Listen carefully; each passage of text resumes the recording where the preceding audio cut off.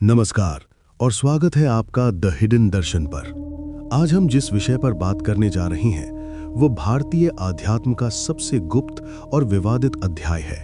एक ऐसा अध्याय जिसे सदियों तक छिपा कर रखा गया क्योंकि इसकी सच्चाई को सहन करना कमजोर दिल वालों की बस की बात नहीं थी। हम बात कर रहे हैं तारा तंत्र की। तारा, ये नाम सुनते ही आपके मन में शायद आकाश में चमकते किसी सितारे की छवि आती होगी या किसी शांत देवी की। लेकिन तंत्र की दुनिया में तारा वो विस्फोट है जो चेतना को हिला कर रख देता है।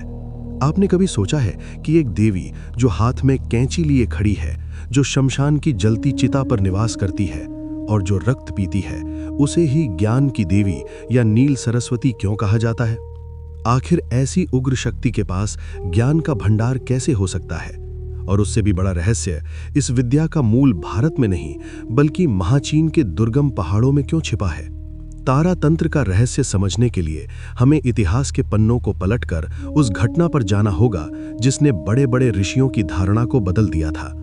ये कथा शुरू होती है ब्रह्म ऋषि वशिष्ठ से।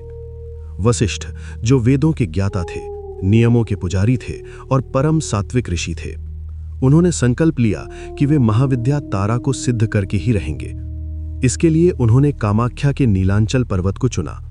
हजारों वर्षों तक वे वहां बैठे रहे।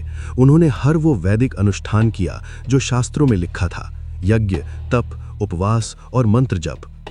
उनकी तपस्या इतनी कठोर थी कि पर्वत भी कांपने लगा, लेकिन देवी प्रकट नहीं हुई। हजारों साल बीत गए और वशिष्ठ के हाथ केवल निराशा लगी। एक वैदिक ऋषि जो मंत्रों से सूर्य की गति रोक सकता था, वो एक देवी को प्रसन्न करने में विफल हो रहा था। ये कैसे संभव था? हताश और क्रोधित होकर वशिष्ठ ने अपनी माला फेंक दी और देवी को शाप देने का विचार किया। तभी उस सन्नाटे को चीरती हुई एक आकाशवाणी हुई जिसने तंत्र जगत का इतिहास बदल दिया। आकाशवाणी ने कहा, वशिष्ठ रुको, क्रोध मत करो, तुम गलत रास्ते पर हो। मेरी साधना वैदिक विधि से सफल नहीं होगी। तुम जिस दक्षिण मार्ग से मुझे पाने का प्रयास कर रहे हो वो मेरे लिए नहीं है। यदि तुम मुझे पाना चाहते हो तो तुम्हें महाचीन देश जाना होगा। वहां भगवान बुद्ध के अवतार जनार्दन मेरी उपासना कर रहे हैं। उनसे ही तुम्हें मेरी साधना का गुप्त मार्ग, जिसे चीनाचार कहते हैं, प्राप्त होगा।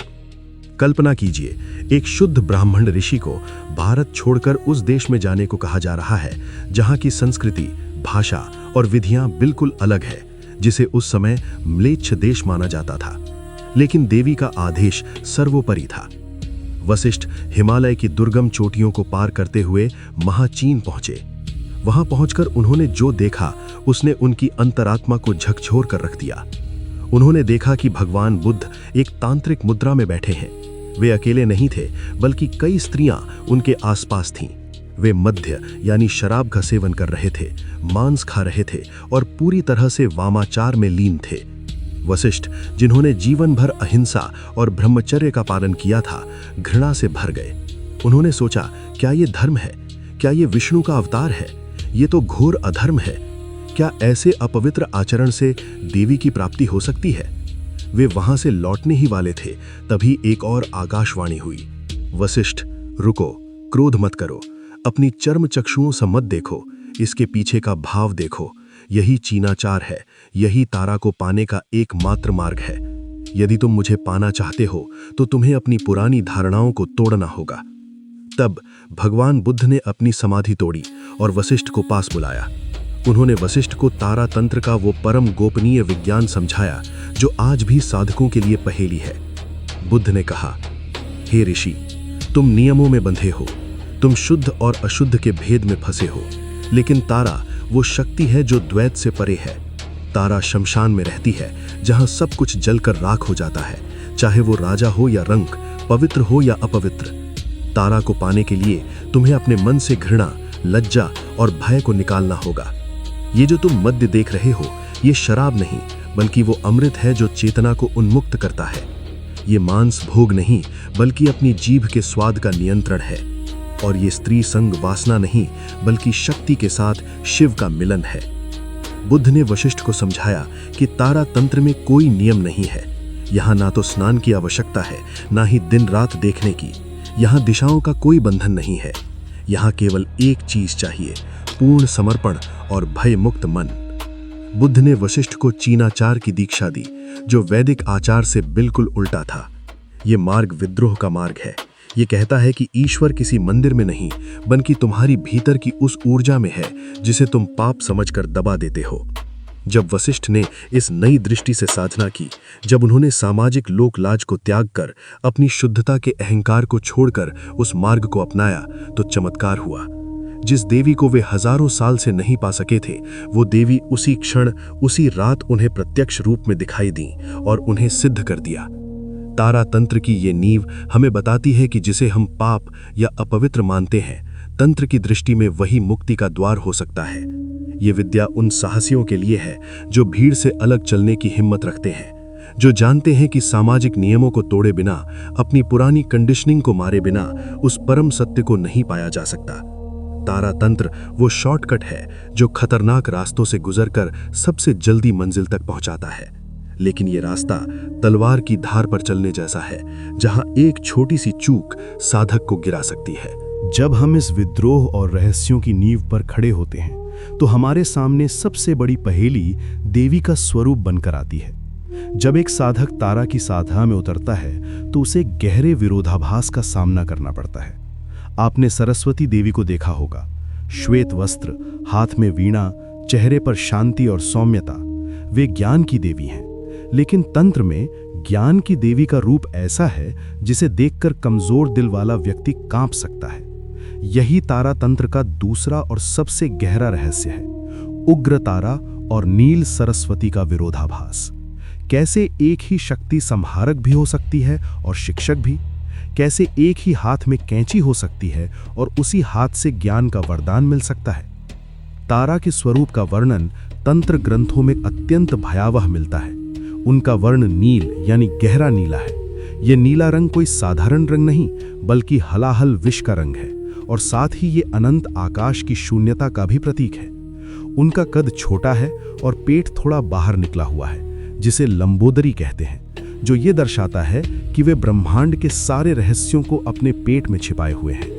उनके बाल बिखरे हुए हैं और पिंगल यानी भूरे रंग के हैं। उनके गले में मुंडों की माला है और कमर में बाघ की खाल लिपटी है। वे नग्न हैं, जो ये बताता है कि सत्य किसी आवरण में नहीं बंधता। उनके 4 हाथ हैं। एक हाथ में वे खप्पर पकड़े हुए हैं, दूसरे में तलवार, तीसरे में नील कमल और चौथे में कैंची। और सबसे चौंकाने वाली बात, वे एक शव पर खड़ी हैं और उनकी जीभ लपलपा रही है, जिससे रक्त टपक रहा है। अब आप सोचिए, क्या ये किसी ज्ञान की देवी का स्वरूप हो सकता है? कोई छात्र परीक्षा पास करने के लिए ऐसी देवी की पूजा क्यों करेगा? यही वो बिंदु है जहां तारा तंत्र का विज्ञान काम करता है।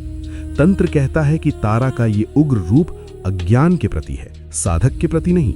उनके हाथ में जो कैंची है, वो कपड़े काटने के लिए नहीं है, वो हमारे अहंकार और माया के जाल को काटने के लिए है।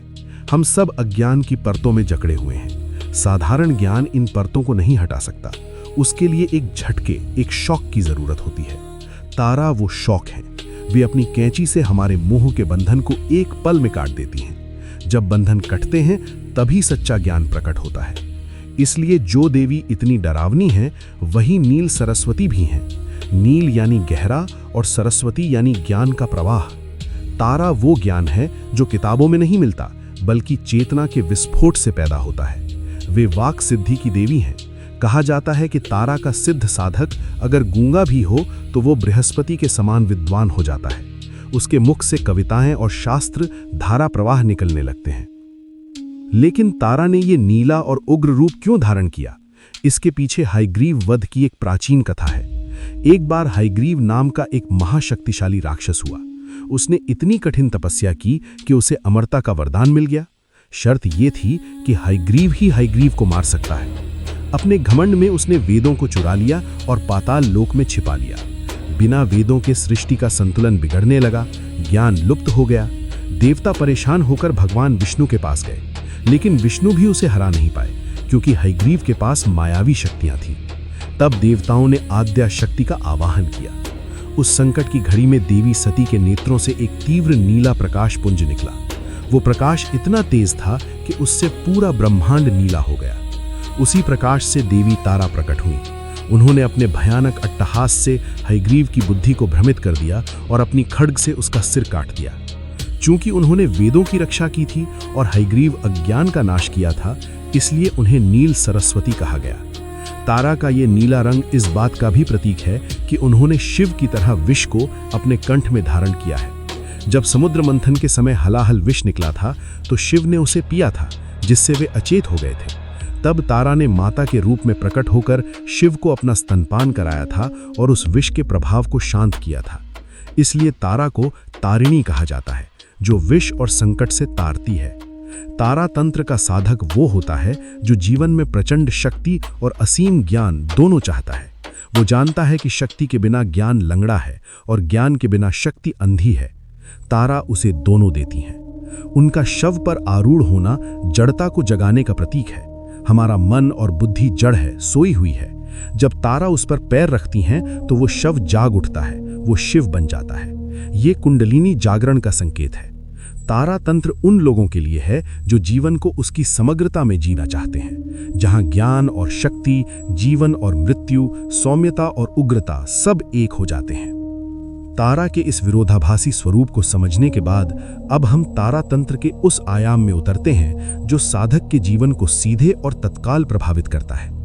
अक्सर लोग पूछते हैं कि 10 महाविद्याओं में से या तंत्र की हजारों देवियों में से तारा की ही शरण में क्यों जाना चाहिए। इसका उत्तर उनके नाम में ही छिपा है। तारा या तारिणी, इसका शाब्दिक अर्थ है तारने वाली या पार लगाने वाली।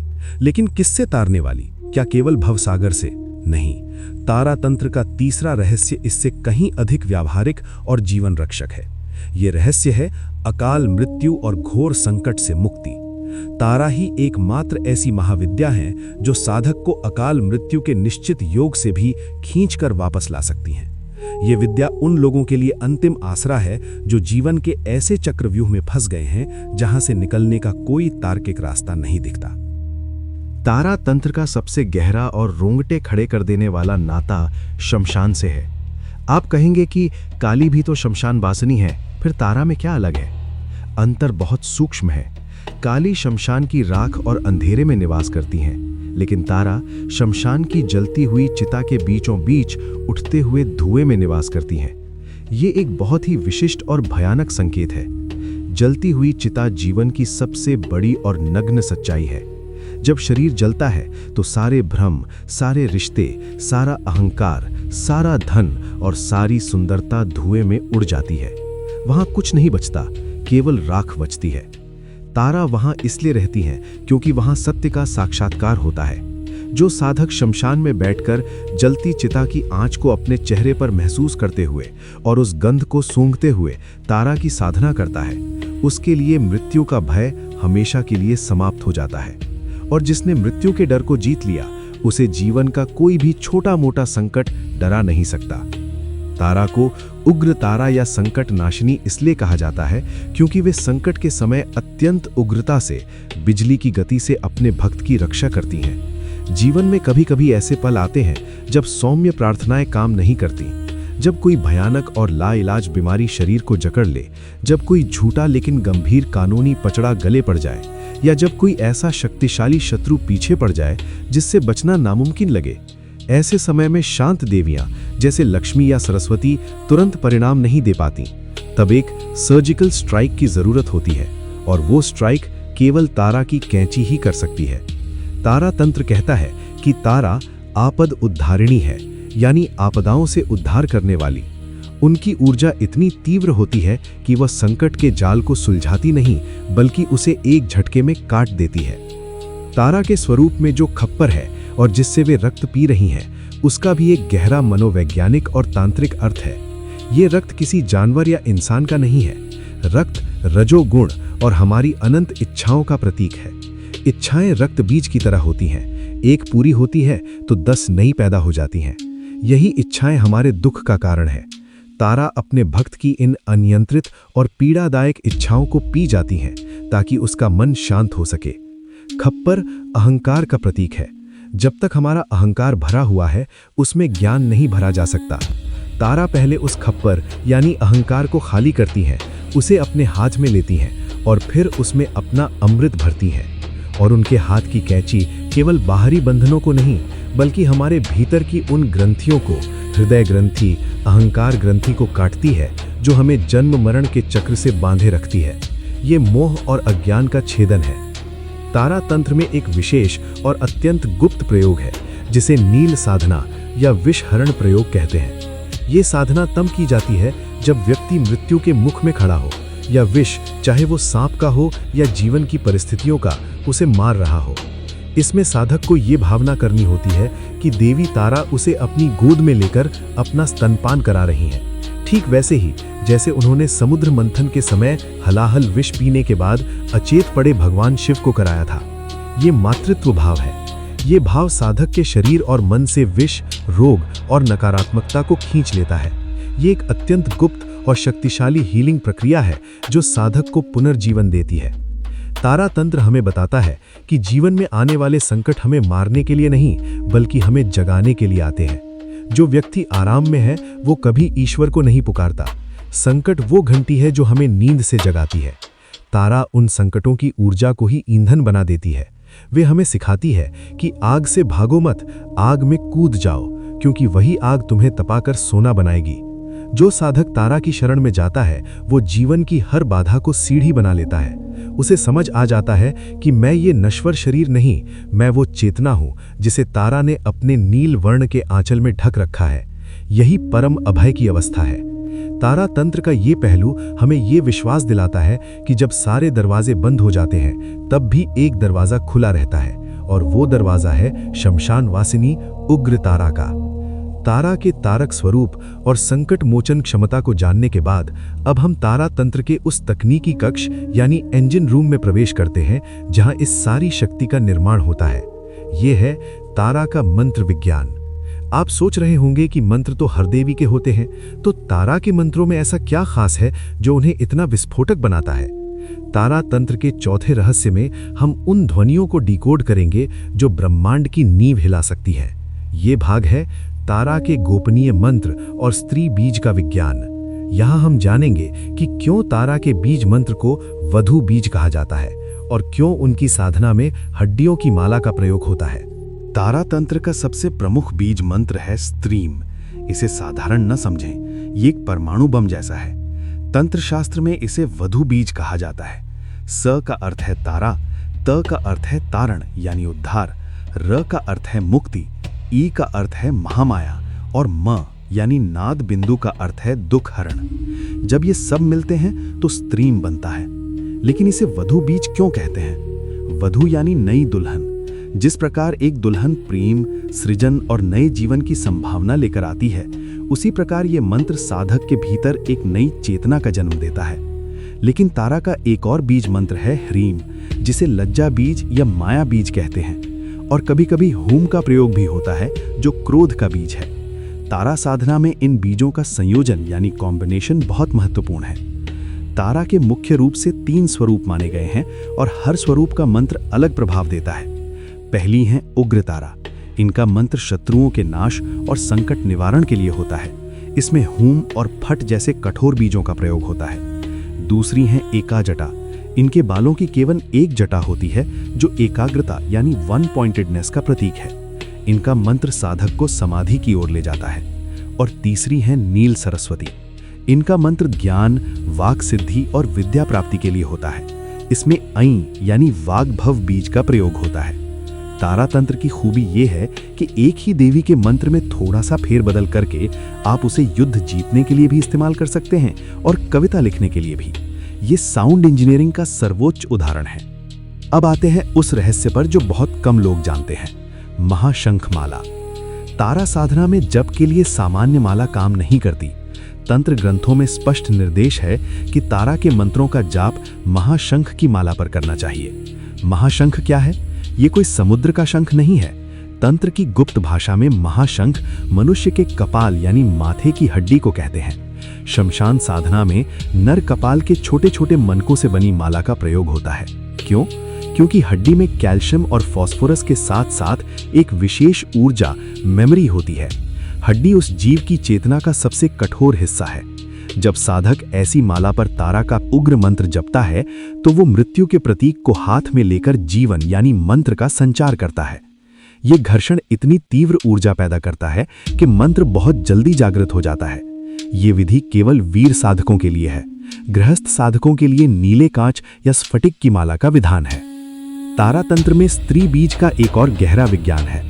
स्त्री मंत्र का उच्चारण करते समय जो कंपन पैदा होता है वो हमारे शरीर के स्वादिष्ठान चक्र और हृदय चक्र को एक साथ प्रभावित करता है। स्वादिष्ठान सृजन का केंद्र है और हृदय प्रेम का।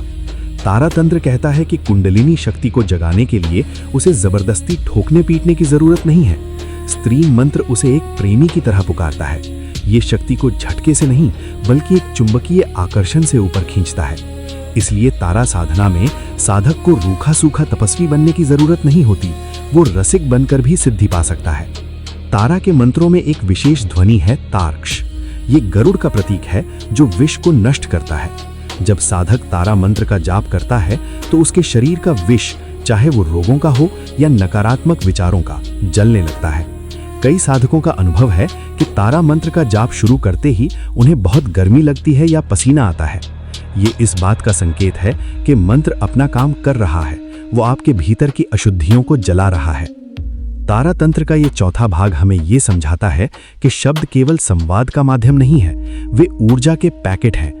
अगर सही फ्रीक्वेंसी पर, सही माला के साथ और सही भाव से स्त्रीम का उच्चारण किया जाए तो वो ब्रह्मांड के किसी भी ताले को खोल सकता है। ये ध्वनि का विज्ञान है जो हमें मुक्ति की ओर ले जाता है। अब जब हमारे पास मंत्र रूपी चाबी आ गई है तो अंतिम भाग में हम जानेंगे कि जब ये चाबी ताले में घूमती है तो क्या होता है, सिद्धि मिलने पर साधक के साथ क्या चमत्कार होते हैं और तारा तंत्र का अंतिम लक्ष्य क्या है। मंत्रों के विस्फोटक विज्ञान और स्त्री बीज के रहस्यों को जानने के बाद अब हम तारा तंत्र की इस अद्भुत यात्रा के अंतिम पड़ाव पर आ पहुंचे हैं। ये वो क्षण है जब सारी मेहनत, सारा रिस्क और सारी साधना अपना फल देती है। जब एक साधक शमशान के धुएं और महाचीन के वामाचार से गुजरकर तारा को सिद्ध कर लेता है तो उसका जीवन कैसा हो जाता है। तारा तंत्र के इस 5वें और अंतिम भाग में हम सिद्धि के लक्षण और अंतिम रहस्य को उजागर करेंगे। ये भाग आपको बताएगा कि क्यों बड़े बड़े कवि, लेखक और योद्धा तारा की ही शरण में गए थे। तारा सिद्धि का सबसे पहला और प्रत्यक्ष लक्षण है वाक सिद्धि। तंत्र शास्त्रों में एक प्रसिद्ध श्लोक है जो कहता है कि तारा का सिद्ध साधक अगर मूर्ख भी हो तो वो बृहस्पति के समान विद्वान हो जाता है। ये केवल कहावत नहीं है, इतिहास में ऐसे कई उदाहरण हैं। प्रसिद्ध कवि कालिदास, जिनके बारे में कहा जाता है कि पहले महामूर्ख थे, उन्होंने काली और तारा की ही उपासना की थी। सिद्धि मिलते ही उनके मुख से संस्कृत के श्लोक धारा प्रवाह बहने लगे। तारा नील सरस्वती हैं, वे बुद्धि की जड़ता को काट देती हैं। साधक को ऐसा महसूस होता है जैसे ज्ञान का कोई स्रोत उसके भीतर फूट पड़ा है। वो जो भी बोलता है वो सत्य हो जाता है। उसकी वाणी में एक सम्मोहन, एक ओजस आ जाता है जिसे सुनकर लोग मंत्रमुग्ध हो जाते हैं। अगर वो शाप दे तो लग जाता है और वरदान दे तो फलित हो जाता है। सिद्धि का दूसरा लक्षण है नीला प्रकाश। जब तारा की ऊर्जा साधक के शरीर में स्थिर होने लगती है तो उसे ध्यान में और कभी-कभी खुली आंखों से भी चारों ओर एक नीला प्रकाश, ब्लू ऑरा दिखाई देने लगता है। ये आज्ञा चक्र के जागृत होने का संकेत है। उसे सपने में भी नीले वस्त्र पहनी स्त्रियां, जलती हुई चिता या विशाल जलाशय दिखाई देते हैं। तारा तंत्र कहता है कि ये नीला रंग अनंत का प्रतीक है। साधक का मन आकाश की तरह विशाल और शून्य हो जाता है। उसे छोटी छोटी चिंताएं, भय और मोह अब परेशान नहीं करते। वो संसार के बीच रहते हुए भी उससे अलग एक दर्शक यानी ऑब्जर्वर की तरह जीने लगता है।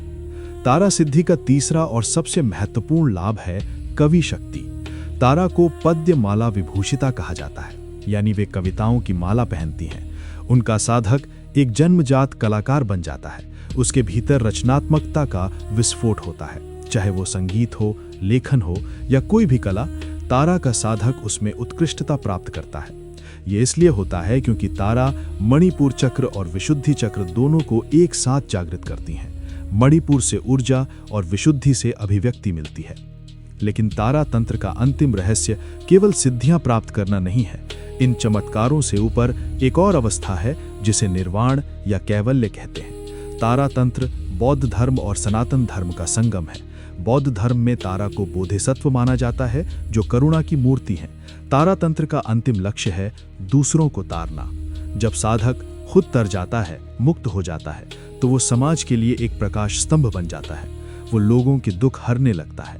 तारा तंत्र का साधक कभी स्वार्थी नहीं हो सकता, क्योंकि तारा का स्वभाव ही देना है। इस ग्रंथ का निष्कर्ष यही है कि तारा तंत्र वो शॉर्टकट है जो सबसे खतरनाक रास्तों से गुजरकर सबसे जल्दी मंजिल तक पहुंचाता है। वैदिक मार्ग बैलगाड़ी की तरह सुरक्षित है, लेकिन धीमा है। तारा तंत्र एक रॉकेट की तरह है। इसमें खतरा है, ईंधन ज्यादा लगता है, लेकिन ये आपको पलों में वहां पहुंचा देता है जहां पहुंचने में जन्मों लग जाते हैं।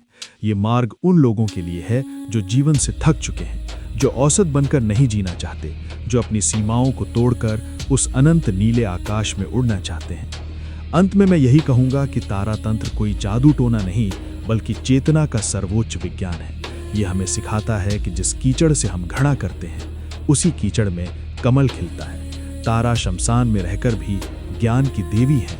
ये हमें बताता है कि मृत्यु के बीच ही जीवन का सबसे बड़ा सत्य छिपा है। यदि आपके भीतर साहस है, यदि आप अपने पुराने मैं को उस चिता में जलाने को तैयार हैं, तो नील सरस्वती अपनी बाहें फैलाकर आपका स्वागत करने के लिए तैयार है।